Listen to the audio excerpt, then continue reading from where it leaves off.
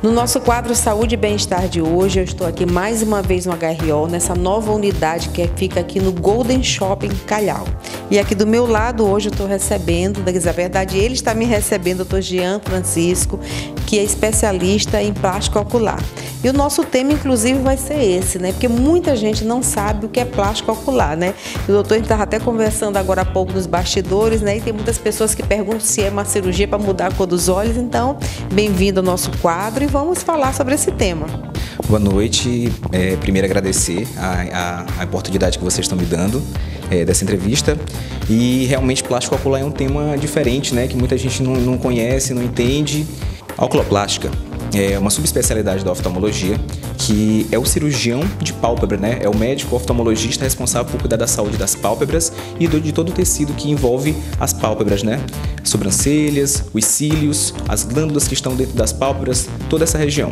E quais são as principais doenças, né, que podem trazer essa plástica ocular? Na verdade, o plástico ocular ele é buscado quando existe as doenças da borda palpebral, então das pálpebras relacionadas à parte que a gente chama de doença como entrópio, que é a malposição palpebral, com os cílios tocando os olhos, né, com a eversão dos cílios, a borda palpebral virada para dentro, ou então o ectrópio, que é a borda palpebral virada para fora, fazendo exposição do tecido ocular, né? Ou então a pálpebra que não funciona direito, não consegue fazer o seu movimento, que a gente chama de lago oftalmo, que é quando a gente não consegue fechar completamente o movimento palpebral, o olho não fecha. Ou outra malposição, por exemplo, que chama ptose. A ptose palpebral é quando os olhos estão baixos, né? Dá aquela aparência cansada da pessoa, realmente às vezes oclui o campo de visão, mas a pessoa tem uma certa dificuldade de fazer suas atividades diárias, ela não consegue fazer atividade de escrita porque a pálpebra cai e cobre a visão. Ou então vai fazer uma atividade como dirigir e cobre um pouco a visão, além de dar aparência realmente cansada para os olhos, a pessoa tem certa dificuldade até no convívio social, porque dá aquela questão de sonolência, será que está com sono, está com sonolência? E não é, na verdade é uma patologia que é muito comum e tem que ser avaliada justamente por um profissional como o oculoplástico, né? Existe também aquela questão de às vezes as pessoas estão lacrimejando muito, isso também é uma doença causada? Justamente. No caso do lacrimejamento, normalmente o oculoplástico também é responsável por essa parte de avaliar a via lacrimal, que a gente chama, que é justamente a glândula lacrimal, que é responsável pela produção da lágrima, e o sistema lacrimal de drenagem, que é as vias lacrimais propriamente dita, né?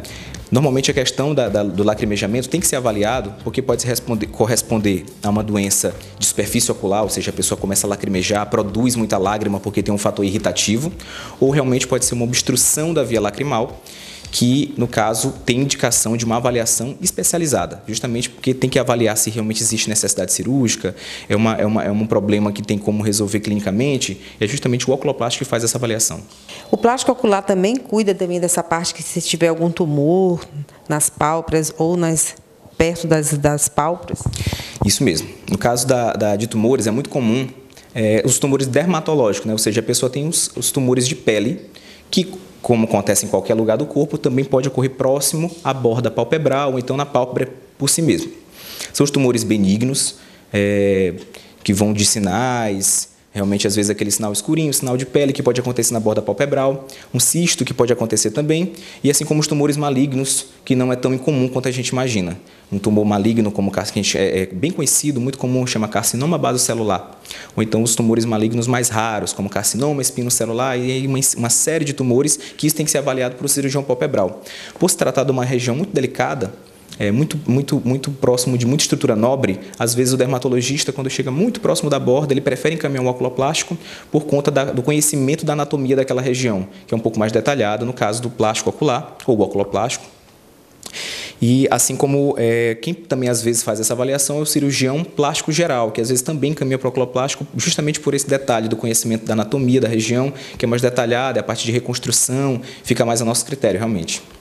E além disso, né, dessas patologias que foram faladas, existe também a questão estética. Isso mesmo, no caso da questão estética, que é a parte legal da oculoplástica, né? Porque a gente acaba fazendo a parte estética periocular, né? Você tem a parte estética de aplicação de botox, toxina botulínica, e também tem a parte cirúrgica da estética facial, da região periocular. No caso, uma cirurgia que é muito conhecida é a que a gente chama de blefaroplastia. A blefaroplastia é a cirurgia palpebral estética. Existe a blefaroplastia superior, que é aquela que tira o excesso de pele, às vezes com bolsa de gordura.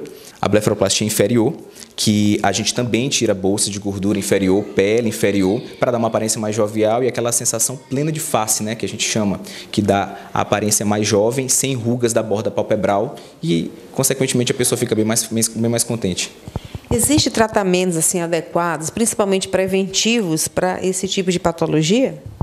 Bom, para as patologias, é interessante que o paciente, que a pessoa realmente tenha essa rotina de estar visitando o oftalmologista, não necessariamente o oculoplástico, o oftalmologista, porque caso seja detectado uma patologia palpebral, esse paciente realmente vai ser avaliado, vai ser encaminhado para o colega que realmente faz essa parte de pálpebra, né?